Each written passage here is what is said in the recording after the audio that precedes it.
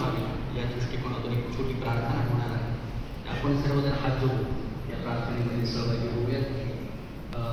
श्री ब्रह्मविद्या पाठशाळेच्या आदरणीय विद्यार्थ्यांना मी सूचना करतो आपण या ठिकाणी यावं आणि या प्रार्थनेनं या आजच्या सोहळ्याला या ठिकाणी सुरुवात करावी. टाळ्यांच्या गजरामध्ये आपल्या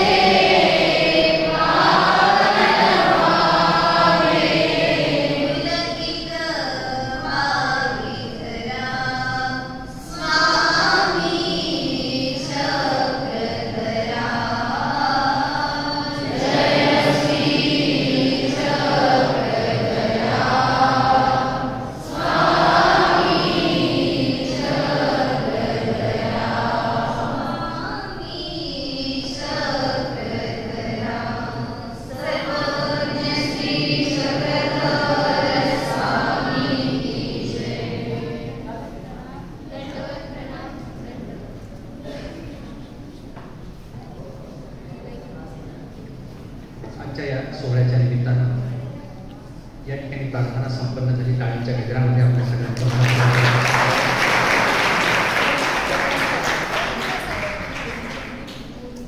ज्या साधनदात्याच्या या मार्ग परंपरेमध्ये आपलं खऱ्या अर्थानं धर्मवर्धन सुरू आहे.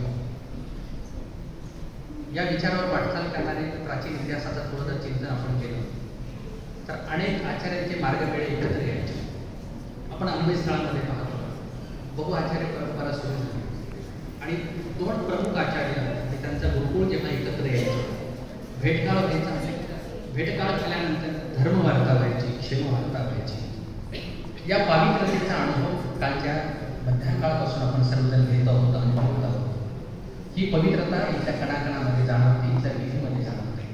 खऱ्या अर्थानं आजच्या या धर्मगुरु सोहळ्याच्या अधिष्ठातापद, कारण महानुभावांची असलेली धर्मवार्ता, दुर्दैवानं आपण त्याला धर्मसभेचं रूप दिलं. मला असं वाटतं की आपण त्याला धर्मवार्ता म्हणायला हरकत नाही. तर इथला प्रत्येक शब्द हा धर्माच्या त्या अधिष्ठानातून असतो, त्या विचारातून असतो. आणि म्हणून आजच्या धर्मवार्तेचे अधिष्ठाता ज्यांच्या या धर्म सानिध्यामध्ये तुमचं आमचं विवरण वर्तन होतं, धर्मसाधना संवर्धित होते. या संपूर्ण या परमार्गाचे महदाचार्य ज्ञानभास्कर या अधिकारी, या आश्रमाचे संचालक आदरणीय श्रद्धेय साहित्याचार्य आचार्य श्री मामाजींनी आजच्या धर्मवार्तेचा अधिष्ठाता पद टाळ्यांच्या आचार्यांचं या ठिकाणी पुष्पमालिकेनं पूजन करण्यासाठी मी आमंत्रित करतो. परमार्ग सेवक श्रीमान जगन्नाथ मोरे, परमार्गसेवक विजय राजपुरोहित, त्यासोबतच परमार्गसेवक श्रीमान कोरडे साहेब आणि नागपूरहून आलेले आदरणीय म्हणजे श्रीमान अशोकरावजी या 4 सदस्यांना सूचना करतो आपण या ठिकाणी यावं आणि आचार्यश्रींचा या जे पुष्पहारानं पूजन करून आजच्या धर्मवारीचा आपण या ठिकाणी अधिष्ठातापद आचार्यश्री घोषवलेला आहे. ज्या सद्भक्तांचा उल्लेख केला त्यांना सूचना करतो आपण उपस्थित राहा. आदरणीय परमार्गसेवक जगन्नाथरावजी मोरे, अशोकरावजी गुरु, परमार्गसेवक विजय राजपुरोहित, सर्वज्ञ श्री चक्रधर.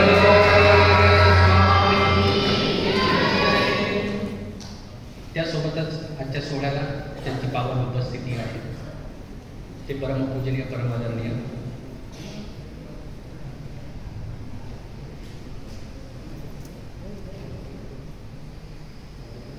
आमचे धर्मसोबत आदरणीय सात्विक दादा, आदरणीय श्रद्धेय आचार्य श्री ब्रह्मविद्या पाठशाळेचे संचालक गुरुवारी आचार्य श्री बाबांचंही पूजन या ठिकाणी संपन्न होत आहे. ही मला आजने आदरणीय सात्विक दादाजींनी दिली टाळ्यांच्या गजरात.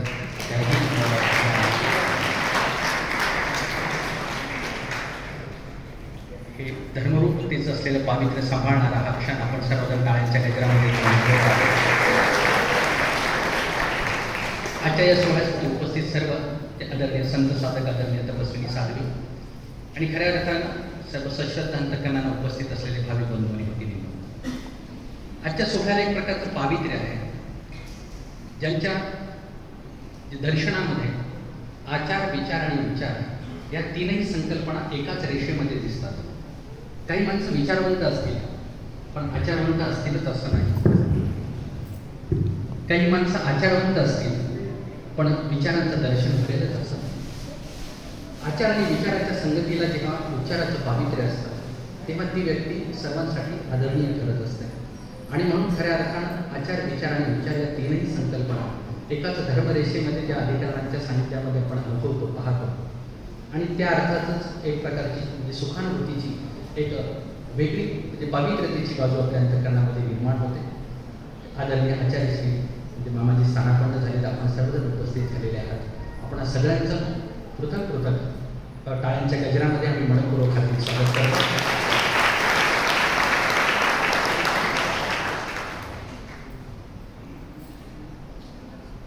जो सूत्रनिवेदक असतो तो दोनही घरचा पाहुणा असतो म्हणजे ते त्याला सांभाळावंच लागतं. अर्थात तुम्ही आत्ताच पाहिलं धर्मरूप सोहळा वेगळ्या दिशेने सुरू होता. इकडून मला आज्ञा आली. आता ती गोष्ट मला तुमच्यापर्यंत पोहोचवायची आहे. आजच्या सोहळ्याला ज्येष्ठ धर्ममाता श्री ब्रह्मविद्या पाठशाळेतून आदरणीय पूर्वी तपस्वी आत्या उपस्थित आहे. थोडंसं म्हणजे प्रकृतीचा अस्वस्थ असताना देखील आज सोहळा मला अनुभवायचा आहे. म्हणून आदरणीय आत्या प्रवास कमिटीपर्यंत पोहोचल्यात. आपल्या सगळ्यांना त्याचा आनंदही आहे, आम्हालाही आनंद आहे.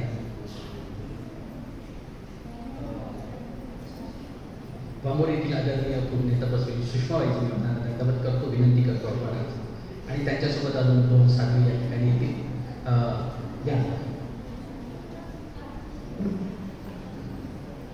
आपल्या सगळ्यांच्या उपस्थितीमध्ये सगळ्यांचं नाव आहे. तुमचे हात हे आमच्या सगळ्यांचे हात आहेत असं आम्ही समजतो. तुम्ही या स्वागताच्या पूजनाच्या सोहळ्यामध्ये यावं. खरं तर ईश्वर मानवीचा जो परिवार आहे तो बहुधा परिचा आहे. आपण सर्वजण त्याचे अभ्यासक आहोत, जाणते आहोत. आदरणीय पूर्णीय तपस्विनी हत्याबाईजी यांचं पूजन आणि आपल्या सर्वांच्या वतीनं संपन्न होत आहे. काळाच्या गजरामध्ये आनंद सर्वांना शिकला आणि एक बुद्धी व्हावी मग तिच्या परिवारावर व्हावी. संविधानामध्ये आणि संविधानामधला हा फरक आपण अनुभवतोच, परंतु प्रत्येकाच्या अंतःकरणामध्ये एक वेगळ्या प्रकारची सामग्री आहे. कुणाच्या हाताचं कौशल्य असेल, कुणाच्या शब्दाचं कौशल्य असेल, कुणाच्या हाताला म्हणजे रांगोळीचा आकार असेल, कुणाच्या शब्दांना चव असेल, कुणाच्या पदार्थाला चव असेल. अशी सर्व गुणवंत ही सर्वसाधारण मंडळी आहे. एक एक ईश्वरीच्या गुणांना ज्यांनी खऱ्या अर्थानं समर्पित केलेलं आहे. अशी सगळं गुणवंत, धर्मवंत, विचारवंत, आचारवंत आपण सर्व आदरणीय साधक बंधूंनी केले. आता हा वैनार्जन सोहळा सोबतच पंचावतार उभार महोत्सव आणि हा संपूर्ण सोहळा अगदी थोडक्या वेळात आपण या ठिकाणी संपन्न करणार आहोत. मला आल्यानंतर एकाने विचारलं प्रबोधन किती आहेत. म्हटलं इथे प्रबोधित करायची गरजच नाही, इथे प्रत्येकजण जाणत आहे. प्रबोधनाच्या जागा वेगळ्या आहेत. इथे आपण अनुभवणार आहोत. प्रत्यक्ष इथली प्रत्येक संपन्न होणारा एक वेगळा वेगळा घटक आपण अनुभवणार आहोत. प्रार्थना आपण अनुभवली, पूजनाचा सोहळा आपण अनुभवला. आता आपण वळतो आहोत महत्त्वपूर्ण असलेल्या विधीकडे. अर्थात सर्वज्ञ चक्रधर प्रभूंनी जे प्रसाद महात्म्य आपणाला निरूपण केलेलं आहे हे लीळाचरित्राच्या धर्मवार्तेच्या माध्यमातून आपल्यापर्यंत पोहोचलेलं आहे. आणि श्री ब्रह्मविद्या संशोधन आणि संपादन संस्थेने आदरणीय आचार्य श्री मामाजींच्या मार्गदर्शनाने प्रसाद सेवा या ग्रंथाचं पहिली आवृत्ती संवत्सर या ठिकाणी खऱ्या अर्थाने प्रकाशित झाली. अर्थात हे आमचं रामणं होतं, चालणं होतं, रामकारण पडणार आहे, चालताना चुका होणार आहे. चुका त्यांच्या होत नाही जे कामच करत नाही, काम करतो त्याच्या चुका होतात.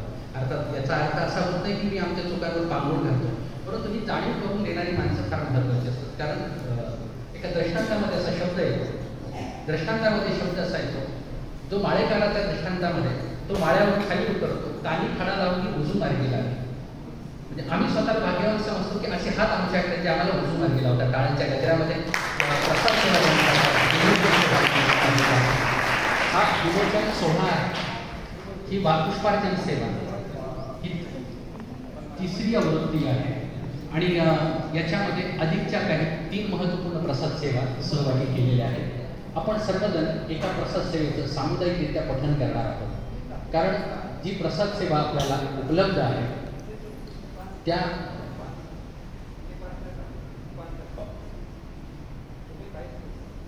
श्री ब्रह्मविद्या संशोधन आणि संपादन संस्था यांचे मार्गदर्शक आदरणीय आचार्य श्री मामाजी या ठिकाणी टाळ्यांच्या गजरामध्ये या ग्रंथाचा संपन्न झालेला आहे. आदरणीय आचार्य श्री मामाजी आपल्या मुखातून या ठिकाणी प्रसाद सेवा पुढे म्हणते. आपण सर्वजण मागे म्हणणार आहोत, सर्वजण ताट बसूयात, हात जोडूयात. प्रसादाचं महत्त्व जे अनन्य साधारण आहे, नित्यविधी असो, निमित्तविधी असो, स्वनिष्ठ साधन असो, परनिष्ठ साधन असो, या सगळ्यामध्ये प्रसाद विधी असा एक स्थिर स्वरूपाचा विधी आहे जो विधी पालटी केला जातो. भिक्षाविधी झाला, अटन विधी झाला, विजन विधी झाला, प्रत्येक विधीच्या पालटी प्रसाद सेवा. सर्वजण ताट बसूयात, प्रसाद सेवेच्या या महत्त्वपूर्ण यामध्ये सहभागी होते.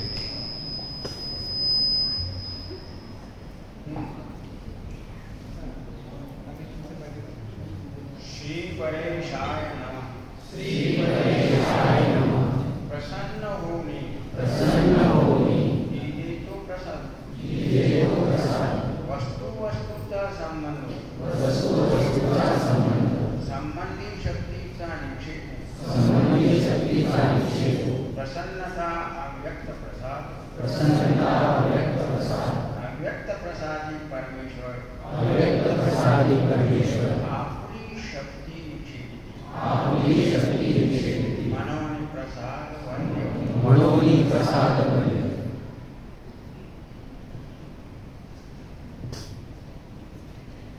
सर्वज्ञ श्री चक्रधर स्वामी की जय. महानुभावांच्या धर्मवार्तेमध्ये जी धर्मसाधना आपण अध्ययनाच्या रूपात अनुभवत असतो, जे निमित्त गुरु असतात ते सुरुवातीला उच्चार करतात आणि मग त्यांच्या पाठीमागे आपण उच्चारण करून तो अर्थ खऱ्या अर्थानं आपल्या हृदयामध्ये उतरवण्याचा प्रयत्न करत असतो. अतिशय प्राचीन असलेली महत्त्वपूर्ण प्रसाद सेवेचं विमोचन संपन्न झालं आणि आचार्य श्रींच्या मुखातून अतिशय सुमधुर अशा आणि धर्मरूप पवित्र अंतःकरणाच्या माध्यमातून या वाणीच्या माध्यमातून आपल्याला ही प्रसाद सेवा या ठिकाणी प्रारंभ करता आली. खऱ्या अर्थानं आजपर्यंत अनेक ग्रंथांची विमोचनं झाली, प्रकाशनं झाली, पण मला असं वाटतं निमित्त गुरूंच्या मुखातून सुरुवातीला ती प्रसाद सेवा उद्घोषित होऊन मग आपल्याला अनुभवायला मिळाली. असं एक आगळा वेगळा क्षण आपल्याला अनुभवताना टाळ्यांच्या गजरात.